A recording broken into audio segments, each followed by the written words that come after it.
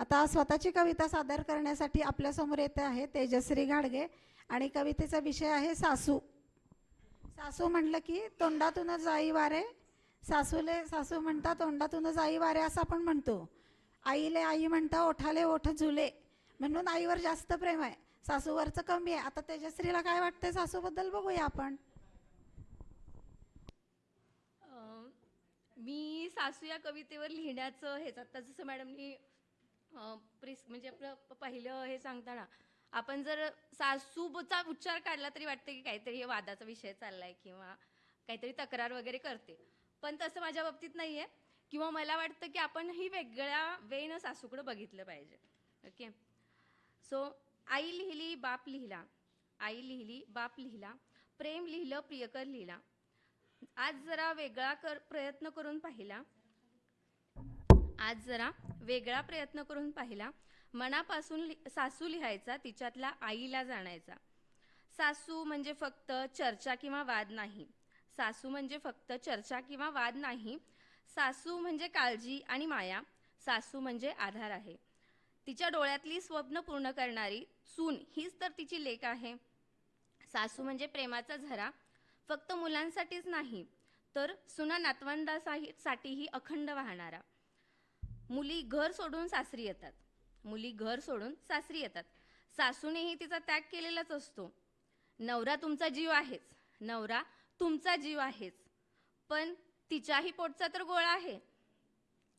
तिची अपेक्षा इतकीच, मुलाची माया सतत धार तिच्यावर राहावी, सुनेत तिची लेक दिसावी, नातवंडासोबत असताना पुन्हा ती बालपणात हरवावी.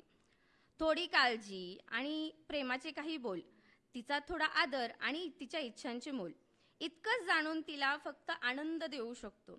इतकंच तिचं ते म्हणणं जाणून आपण तिला आनंद देऊ शकतो. आपल्या चिरंतर आनंदासाठी तिला थोडं सुख देऊ शकतो. आता म्हणाल लिहायचंच तर वरवरचं असेल, म्हणजे मी जे म्हटलं हे माझ्या बाबतीत आहे, तुम्हाला काय वाटते की सासूबद्दल लिहिलं असेल वरवरचं. आता म्हणाल लिहायचंच तर वरवरचं असेल, असं काही नाही. जे लिहिलं ते खरं असेल, पण नाही. माझी सासू म्हणजे खरंच मायेचा झरा आहे. तिच्या असण्यात माझ्या आईची छाया आहे. हो, ती आहे म्हणून मी आहे. तिच्या असण्याने मला खरंच खूप आधार आहे. कुटुंबाचा कणा तिच्या असण्याने आहे. तिच्यामुळे मी आज वर्किंग वुमन आहे. तिचा आधार म्हणून तर मी निर्धास्त बाहेर आहे. तिचा आधार म्हणून तर मी निर्धास्त बाहेर आहे. घर, नातवंड, मुलं, नवरा सगळंच तिनं आनंदानं सांभाळत आहे.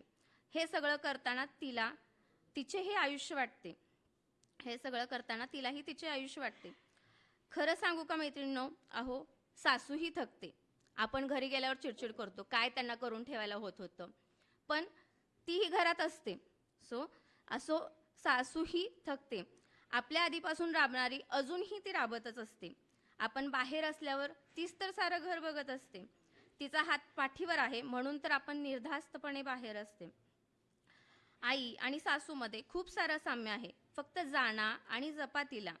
आयुष्यात असलेली ही अनमोल देणगी मिळणार नाही पुन्हा पुन्हा.